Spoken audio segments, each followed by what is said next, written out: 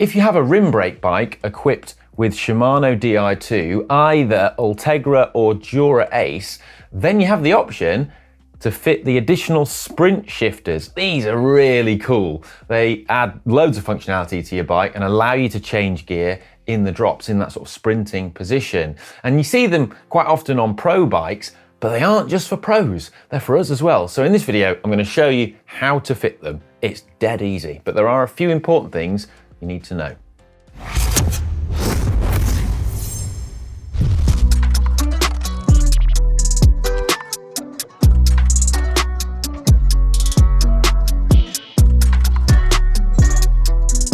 First up, this is a sprint shifter. They come as a pair and together they weigh just 5.6 grams. So one of the cool things is they don't add any weight to your bike really at all. Now, this is specifically called the SW R610 shifter from Shimano. That's its like technical designation. It has a little socket on there which plugs into your shifter on your brake lever. Now the first step we've got to do is remove the bar tape so we can get access to the shifter sockets and put it in place.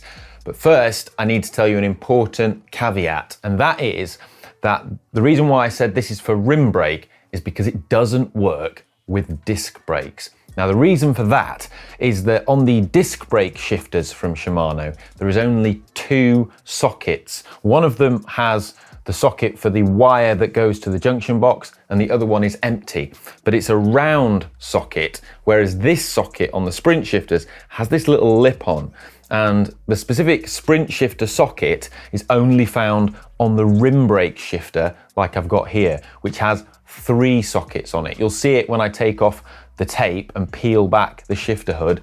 You'll see what I'm talking about. But if you have a disc brake bike, unfortunately that means you can't use the sprint shifters unless you start splicing wires and hacking it, which you can actually do, but we're not going to do that in this video.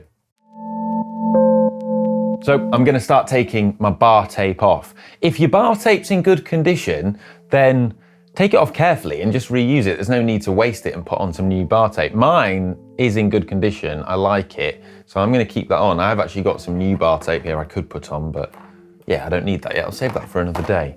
So I'll take out the end plugs.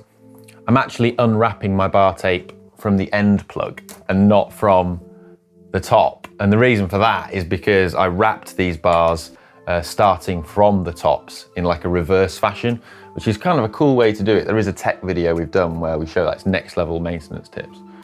It's a good way to do it because it looks really neat on the tops and it means that you don't use any finishing tape, which, yeah, it's pretty pro.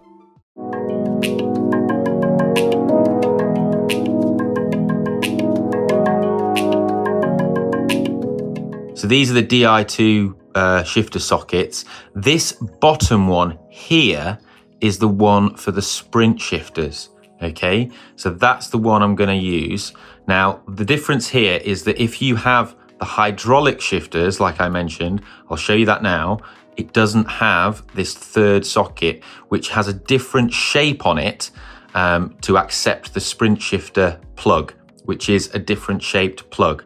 A normal one doesn't fit in here, so that's important. But I'm going to remove this little plug and then put in the sprint shifter socket. There is a specific tool to remove the plug. I have lost mine, so I'm just going to do it with this little thing to prise it out, this little splint, but it's quite easy to do. So there is a specific tool to stick the plug into the socket as well, but in my experience it's fine. You can just do it with fingers. You'll kind of feel it click in. Make sure it clicks in, otherwise you can end up with a loose connection, but you can just do it with fingers. So you then get to position your sprint shifters on the bar where you want them. And one of the really cool things about sprint shifters is you can kind of customize where they go. It's really awesome. So we've seen pros prefer them in a variety of different locations on the bike, and I really like that. So some people have them like at the front of the drop in kind of like a trigger position that can be used by the index finger. Other people like them more inside the drop, so you're pressing it with your thumb, a bit kind of like a Campagnolo shifter where they have the thumb thumb shifter. And then we've even seen Chris Froome actually get the Sky mechanics or Ineos mechanics to modify these shifters to put them on the tops. Now, Shimano does actually make a separate climbing shifter with a slightly longer cable that's designed to go onto the tops, but it's a bit more bulky, and Chris Froome actually prefers these smaller little sprint shifters because they are so small and very light. I mean, like I said, only about 5.6 grams a pair. But in order to get them to fit up here, you can actually splice the wires with another Di2 cable, carefully reconnect them if you've got mad wiring skills, or just rather basic wiring skills, and actually make them longer so that they will work up here. You can do it. It's kind of a hack. I'm not going to do it now, but it is something that can be done, and we've seen pro mechanics do it.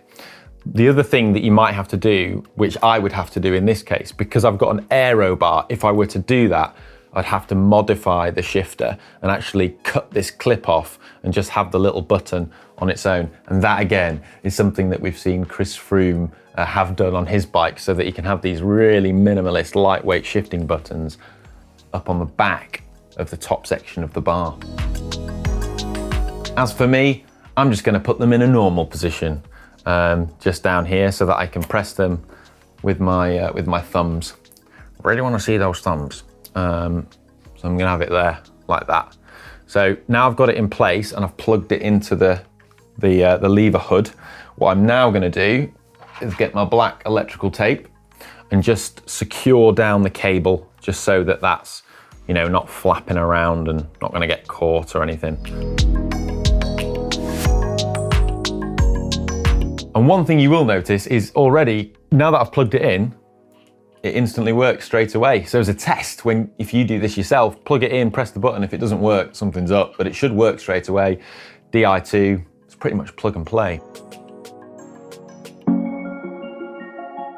Once you're happy with the position of your sprint shifter, the next thing to do is simply just wrap the bar tape back over it. Now this is where it can get a bit scruffy. So we've got a hack for this. So when you wrap your bar tape over the sprint shifter, in the Shimano manual, they actually recommend this weird kind of cutting tool for cutting a hole in your bar tape to allow for it. Don't use that. It doesn't work that well. I've tried it. I couldn't get it to work in a nice, neat way and ended up just making a right mess of my bar tape. What I would suggest you do, and this is a great hack, I didn't come up with it, I can't take the credit, is to just use a hole punch. So if you've got like a hole punch, like a stationary hole punch, wrap your bar tape, wrap it over the shifter button, work out where the exact bit of bar tape is going to be that goes over the shifter button, maybe even mark it with a pen or something, and then get a hole punch and punch a nice, neat, round hole in the bar tape, and then it just slots perfectly over that little button, and it's just really, really neat and looks really good. So that's what I'm going to do now. So, hole punch, just a regular hole punch. I'm going to use this. Just going to wrap the bar tape now, and then I'll punch it in the right place.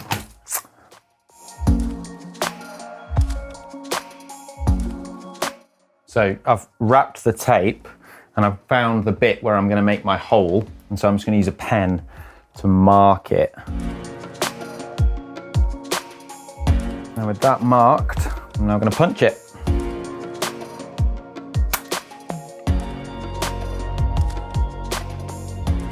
Just finished wrapping my bar tape, put the end plug back in, and you can fold down the shifter hood back into place, and my button is good to go. I've got my sprint shifter on there. Nice. I'll do the other side as well, but something that I should point out to you is that if you have the Bluetooth module that you can get for Shimano Di2, you can then connect your group set up to the eTube app, which is pretty useful, although not many people seem to have the Bluetooth module. I think it's something that will come as standard in the next generation Shimano group sets. But using the eTube app, you can actually customize any of the buttons on your group set, including sprint shifters. So it means that they don't have to be for gear changing. You could customize them to do other functions as well, such as maybe changing the screen on your head unit or all sorts. And there's also hidden buttons in the top of the shifter here. If you press down on a Di2 shifter, you can feel there's a little switch right in the top there, which you can customize to change gear as well. But I'm happy with them just being set up as standard. which is to change gear. Now, if you like our maintenance videos and you'd like to watch more, then you can do, and by all means subscribe to GCN Tech for more content like this in the future, and I'll see you next time.